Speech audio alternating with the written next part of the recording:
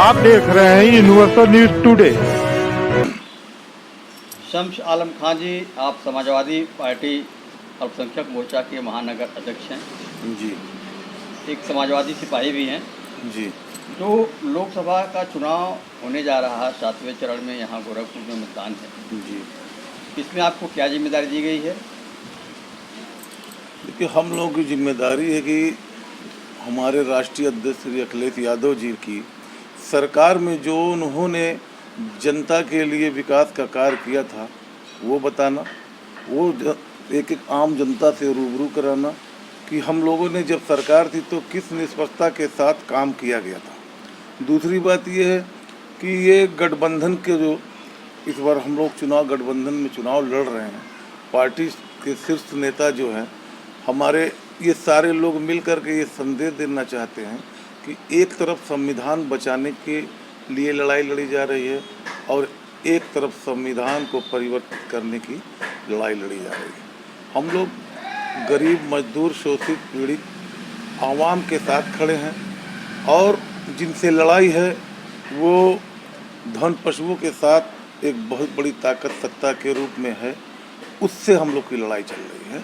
और इसीलिए जनता के बीच हम लोग जा रहे हैं और ये बात बता रहे हैं कि आने वाले वक्त में अपने बच्चों के लिए, अपने भविष्य के लिए आप एक ऐसी सरकार चुनिए जो आपकी बात करे, ना कि पूंजीपतियों की बात करे। कर्ज माफ़ हो तो आपका माफ़ हो, ना कि अडानी और अंबानी जैसे महान पूंजीपतियों का कर्ज माफ़ हो। अभी आपने कहा कि संविधान को बचाने के लिए आप अपने नेता और गठबंधन के साथ चुनाव लड़ रहे हैं। आपको लग रहा है क्या कि संविधान खतरे में है? कि बचना ही संविधान में जो ये लोग परिवर्तित करना चाह रहे हैं, मेरा ये कहना है। क्या परिवर्तन करना चाह रहे हैं? परिवर्तन ये करना चाह रहे हैं कि जिससे डिस्टेंशन कैंप इन लोगों ने बनाया, चुनाव से पहले सीए को लागू करने के लिए ऐलान कर दिया, उसके बाद जो हाथरस का कांड हो जा रहा है, उसके बाद कर्ज की माफ़ी हो रही है तो पैसे वालों की कर्ज की माफ़ी हो रही है, पूंजीपतियों की कर्ज की माफ़ी हो रही है, आम जनता का कर्ज की माफ़ी नहीं। किसान फांसी लगा करके आत्महत्या कर रहा है, उनकी कर्ज की कोई माफ़ी नहीं हो रही। ये सरकार ने कहा है कि जब हमारी सरकार बनेगी तो सबसे पहले आम जनता का कर्ज माफ़ हो। तो आपकी सरकार बनी थी 2012 में, जी। आपने आम जनता का कोई कर्ज माफ़ी आपने किया था क्या? जबकि 2017 में योगी जी की सरकार जब आती है किसानों का कर्ज माफ़ किया जाता है। उससे पहले 2008-9 में मनमोहन सिंह ने किसानों का कर्ज माफ़ किया। आपके द्वारा कब जनता का कर्ज माफ़ किया गया? कर्ज माफ़ी का सवाल तो तब उठता है जब कर्ज ज़्यादा से ज़्यादा बढ़ जाए। सबसे पहले तो हमारी सरकार जब बनी तो कर्ज माफ़ी से पहले जो गन्ना किसानों का भुगतान नहीं हो रहा था, उसके लिए बढ़ चढ़ कर हिस्सा लिया गया और ज़्यादा से ज़्यादा उन लोगों का भुगतान किया गया कि जनता के पास पैसा जाए, आम किसान के पास पैसा जाए। अभी आप कर्ज माफ़ी की बात कहे, संविधान की बात कहे, डबल इंजन की सरकार है, विकास के दावे कर रही, क्या कहेंगे आप? देखिए, विकास तो हुआ है, विकास इनके कार्यालयों का हुआ है। हिंदुस्तान के हर कोने में जहाँ भी इनका कार्यालय, आज तक हम यहाँ से दिल्ली, नोएडा, बनारस, गोरखपुर, आसपास के ज़िलों में जहाँ भी गए हैं, लग्जरी कार्यालय इनका बना, इनका विकास हुआ है। आम जनता का विकास नहीं हुआ। गोरखपुर की बात करेंगे तो गोरखपुर में सीएम सिटी ये है। इस सीएम सिटी के अंदर महाराज जी की जो एयरपोर्ट से लेकर के मंदिर तक रोड जाती है, उसी का विकास हुआ है। आम मोहल्ले में वही हाल है जो पहले थी।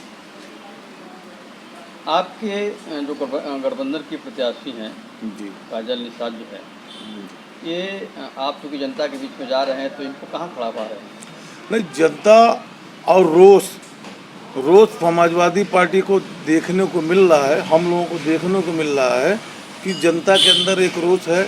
जिस उम्मीद से भाजपा सरकार के में क्या नाम है इनका, रवि किशन जो यहाँ के वर्तमान सांसद हैं, इनके लिए जनता ने दिल खोल करके यहाँ खड़ा रहा। चूँकि ये सीट महाराज योगी आदित्यनाथ की सीट मान करके यहाँ की आवाम हमेशा उनको जिताने का काम की, मंदिर से जुड़ी हुई सीट है, इसलिए यहाँ कभी भेदभाव देखे बिना यहाँ के जिस इलाके के जो भी हैं, हालांकि गोरखनाथ के कुछ माइनॉरिटी के लोग हैं, वो भी मंदिर के नाम पर उनको वोट देते कि हमारे पड़ोसी मेरा हक है।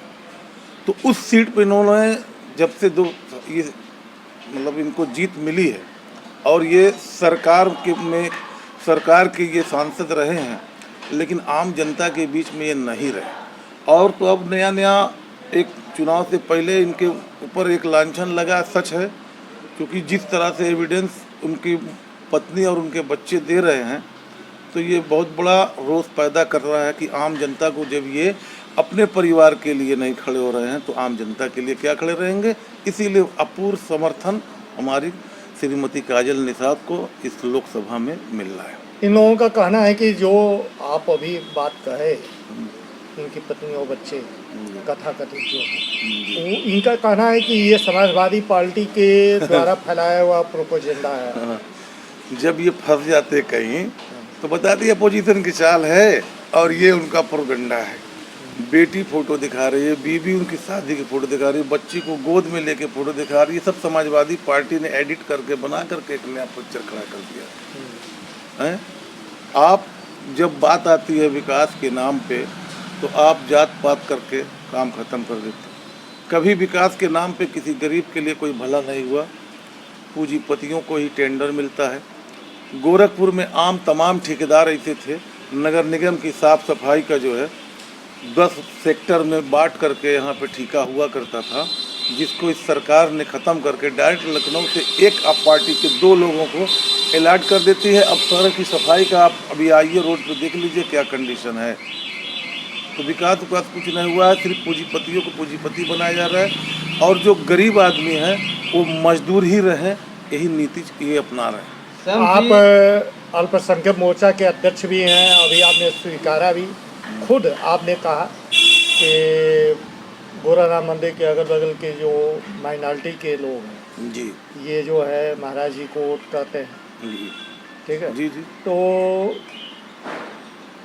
उधर जो है यही स्थिति आपके बेनीगंज की भी है। यही उचवा और तुर्कमानपुर को छोड़ दिया जाए तो बाकी माइनॉरिटी के लगभग 50% लोग गोरखनाथ मंदिर को वोट करते हैं, चाहे वह कोई भी हो। नहीं ऐसी कभी बात ठीक है, नहीं। और इनका बहुत गहरा लगाव है। नहीं बुध महाराज दिग्विजयनाथ महाराज को मेरे दादा नसरुल्ला का पहलवान जोर कराते थे। मंदिर से यहाँ रिश्ता मुसलमानों का अटूट रहा, इसमें कोई दो राय नहीं है, बात समझिएगा। बीच में जब से योगी आदित्यनाथ जी महाराज यहाँ के जो पीठासीन अधिकारी बने, महंत बने, तो यहाँ की नीति में जो बदलाव आया, हिंदू को हिंदू बताए और मुसलमान को मुसलमान बताए। इस रोड पे हम लोग होली मनाते थे, 1 हफ्ता पहले से होली मनाते थे। हम लोगों को कभी ये नहीं लगा कि कौन हिंदू है कौन मुसलमान है। दुर्गा पूजा में इस कंधे पे रख कर के मूर्ति हम लोग सिरवाते थे। इस तरह से हम लोगों का माहौल यहाँ था। लेकिन जब से महाराज योगी आदित्यनाथ नायक इन्होंने जब से यहाँ के सांसदीय सीट संभाली है, जीत करके सांसद बने हैं, तो इनकी सिर्फ एक लड़ाई रही है हिंदुत्व और हिंदुत्वा की। और हिंदुत्वा के नाम पे यहाँ पे बांटने का काम किया, जिसकी वजह से मंदिर से जितने लोग जुड़े थे वो धीरे धीरे मंदिर से हट गए। और इन्होंने जिस पार्टी के साथ अपना, पहले तो इनका हिंदू महासभा थी, लेकिन चूंकि भाजपा को सपोर्ट करते हैं, तो जब भाजपा को सपोर्ट करते हैं तो भाजपा से माइनॉरिटी का जो है नाता कभी हो नहीं सकता। इसलिए कभी कोई मंदिर में नहीं जाता। वो लोग जिनको उनसे लगाव है और जो उनके पड़ोसी हैं, जैसे वहाँ एक उन्होंने अपना अल्पसंख्यक आयोग के जो है एक मंत्री उनको बना दिए हैं, कैफुल वरा साहब को। तो इसी तरह से कुछ घराना है जो हमेशा वहाँ वोट उनको करता है। आपके अल्पसंख्यक वोटों का बिखराव अभी चर्चा हुआ, तो वहीं इससे पहले आपकी जो प्रत्याशी हैं गोरखपुर ग्रामीण से भी चुनाव लड़ चुके हैं जी, जनता जो है उनको जनादेश नहीं दी जी, कैंपियागंज से लड़ी समाजवादी पार्टी से जी, वहाँ से भी उनको कोई रिजल्ट नहीं मिला। रिजल्ट नहीं मिला ऐतिहासिक मतों से। उसके बाद अभी पिछला बीते वर्ष नगर निगम में जी, चुनाव हुआ जी, वह मेयर के लिए भी चुनाव लड़े जी, और जनता ने नकार दिया। नहीं। आप जब अगर मेयर की बात करेंगे, मेयर चुनाव की बात करेंगे, तो आपने देखा है किस तरीके से वोट के अंदर धांधली हुई थी काउंटिंग में, और धांधली से ये मेयर बने हैं। जनता ने नकारा नहीं, जनता ने इनको अपनाया है। नहीं, बार बार जनता के द्वारा नकार देने के बाद भी समाजवादी पार्टी के द्वारा इनको प्रत्याशी बनाया जाता है। कहीं ऐसा तो नहीं ये बीजेपी के सपोर्ट में गोरखपुर में कुछ मजबूरियां या कुछ नातेदारियां निभाई जा रही हैं? नहीं, काजल निषाद आज के इस दौर की झांसी की रानी है। काजल निषाद हमेशा शोषित वंचितों की लड़ाई लड़ती आई हैं, जिसको मेरे राष्ट्रीय अध्यक्ष जी ने देखा है, तभी से उनको अपनी पार्टी में शामिल करा कि हमको एक योद्धा की ज़रूरत है। और वो अपने मान सम्मान किसी तरीके को जो है वो कभी सोचती नहीं कि मेरा होगा क्या। इतनी बड़ी शख्सियत यहाँ के मुख्यमंत्री गृह जनपद के अंदर जिस तरीके से वो काम कर रही है वो सराहनीय काम है, और यही जनता को पसंद है। तो आपके प्रत्याशी जीत रहे हैं? जीत रहे हैं। कितने वोटों से जिता रहे हैं? देखिए, जीत तो जनता रही है, वो तो एक माध्यम है। आगे में इस बार का जब चुनाव का रिजल्ट आएगा तो इस बार जनता की जीत होगी, ना कि पार्टी की जीत होगी। रवि किशन को कितने मतों से आप परास्त कर रहे हैं? बताया तो आपसे कि जनता की जीत होगी इस बार। इस बार गोरखपुर में जनता की जीत होगी। पार को आपके नेता कह रहे हैं 200 150। देखिए, तो अगर मेरी इस बात जगह पे जब कैंडिडेट पे बात किया जा रहा है तो उनके परसेंटेज को आप नहीं बता रहे हैं आप लोग। नहीं जी, देखिए क्या है कि देखिए इस बार आप गोरखपुर में जो है खास करके समाजवादी पार्टी के अंदर वो चीज़ नहीं देखे होंगे जो पिछले तमाम चुनाव में आपने देखा है। आप घूम रहे होंगे तो बहुत सेंसिटिव चुनाव लड़ा जा रहा है। गोरखपुर की जो संसदीय सीट है, यहाँ की जनता से आप क्या अपील करना चाहेंगे, या महानगर की जनता से आप क्या अपील करेंगे? देखिए, अपील इस बात का करना चाहते हैं हम आपके चैनल के माध्यम से कि काजल निषाद जो पिछले कई चुनाव में आपकी सेवा के लिए उपस्थित रही हैं और आवाज़ हैं आपकी। काजल निषाद एक ऐसी प्रत्याशी हैं जिन्होंने यहाँ के दरोगा का FIR कराया। हेलमेट नहीं था, वो अपने ग्राउंड में टहल रही थी, लेकिन उनका जब राजनीतिक दबाव में FIR हुआ तो उन्होंने खोज करके सड़क पर रोक करके उनका चालान का काम करवाया है। तो ये जनता को पसंद है, और जनता से इसी बात की अपील कर रहे हैं कि एक लड़ने वाली प्रत्याशी हो, इनकी आवाज़ उठाने वाली प्रत्याशी हो, वो है काजल निषाद। ये तो अब जौनपुर निकल जाते हैं, बॉम्बे निकल जाते हैं, शूटिंग करने निकलते। किसी मोहल्ले में आज तक रवि किशन ने एक भी प्रोग्राम नहीं किया।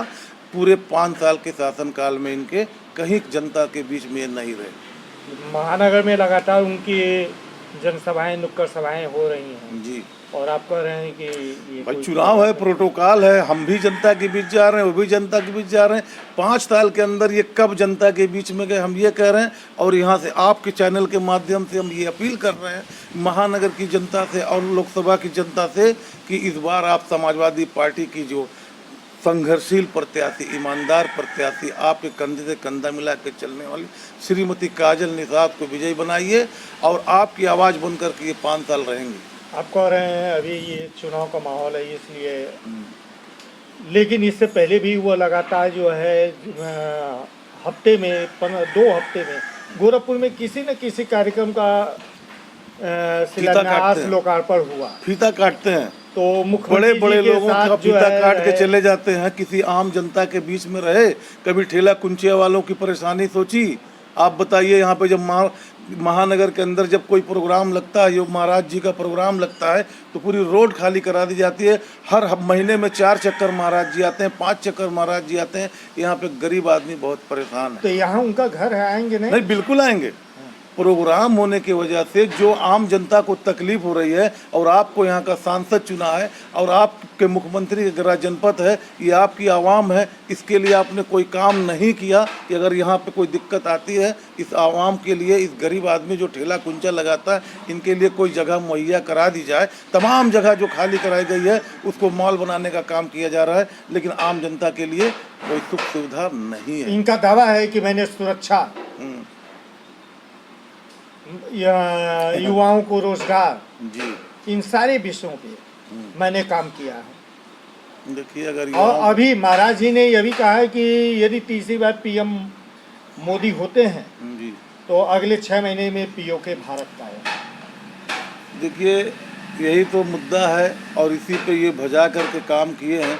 हम आपसे पहले ही बताए हैं कि विकास इनके कार्यालय का हुआ, विकास इनके प्रधानमंत्री का हुआ, विकास इन लोगों का हुआ, आम जनता का कोई विकास नहीं हुआ।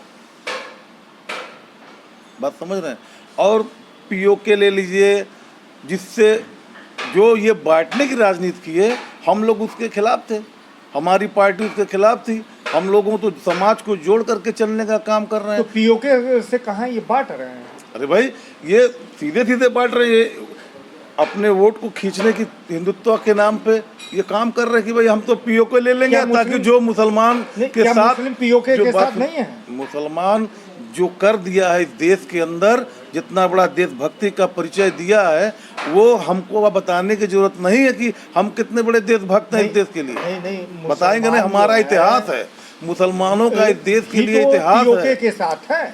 कह तो रहे हैं कि हमको ये बताने की जरूरत नहीं कि हम अपने वो भी देश ये के साथ चाहता है कि है कि नहीं। पीओके जो हमारी जमीन, हमारी जो बिल्कुल संपत्ति है, बिल्कुल जिस पे ये कब्जा फर्क कर करते लिया हैं। गया। ये कहते हैं कि मैं देशभक्त हूँ, जबकि जब से देश आज़ाद हुआ, आज़ादी से आज तक एक भी आरएसएस का कोई भी कार्यकर्ता अपना बलिदान इस देश के लिए नहीं दिया, और आज वो सबसे बड़े देशभक्त बन गए हैं। ये बहुत अफसोस की बात है कि सारा निशाना मुसलमानों पे लगाया जाता है और पहलू खान जैसे लोगों को मार दिया जाता है, आम मजदूर को मार दिया, जय श्री राम बोलने के नाम पर मार दिया जाता है। हमने अभी आपको आगे इंटरव्यू में बताया है कि हम लोग अपनी स्वेच्छा से, हमारे तमाम मित्र यहाँ हैं, मैं आपको पूछवा सकता हूँ कि होली में चंदा मांग के दहनों का काम हम लोग करते थे। जब दुर्गा पूजा, लक्ष्मी पूजा आती थी तो हम लोग साथ मिल जाकर मूर्ति चढ़वाने का काम करते थे, क्योंकि हम लोगों में आपस में भाईचारा मोहब्बत थी। ये पसंद नहीं था, क्योंकि जब तक इसमें दरार नहीं डालेंगे तब तक इनकी सरकार नहीं बनेगी। आप इतना हजारों करोड़ अडानी और अंबानी का माफ कर रहे हैं, लेकिन आम जनता का पैसा आपने कभी माफ नहीं किया। तमाम लोन लेकर के लोग आत्महत्या कर लिए, इसकी पीड़ा आपको नहीं है। अब सबसे ज़्यादा टेंशन इस चुनाव से पहले इसी में मुद्दा उठ गया है और एकदम करेक्ट है, जिसको सुप्रीम कोर्ट ने जो है सर्टिफाई किया, जस्टिफाई किया कि ये जो वैक्सीन का इन्होंने चलाया था, सारे आदमी के दिमाग में बैठ गया कि फिर अब हम लोग मौत के कटघरे पे खड़े हैं। ये गलतियां हुई हैं जो इस बार जनता इनसे पीछा छुड़ाना चाहती है। इन्होंने बताया कि हम सत्ता किस तरह से करते हैं, देख लो, अगर तुम मेरी बात नहीं मानोगे तुम उठा के जेल में बंद कर दिया जाएगा, तुम्हारा जेल के अंदर काउंटर करा दिया जाएगा।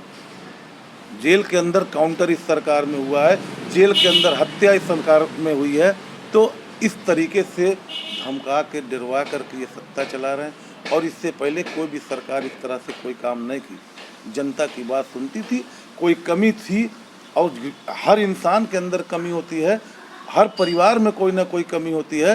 इतने बड़े देश को चलाने वाला राष्ट्रपति, प्रधानमंत्री और मुख्यमंत्री और एमपी और एमएलए, इन लोगों से भी गलतियां होती हैं। तो मगर जब गलतियां होती हैं उसको माना जाता है, फिर उस पर एक रास्ता बना करके उसका समाधान किया जाता है। यहाँ समाधान नहीं है, आप बुलडोजर ले आके चला दे रहे हैं, आप खुद जस्टिस हो गए हैं।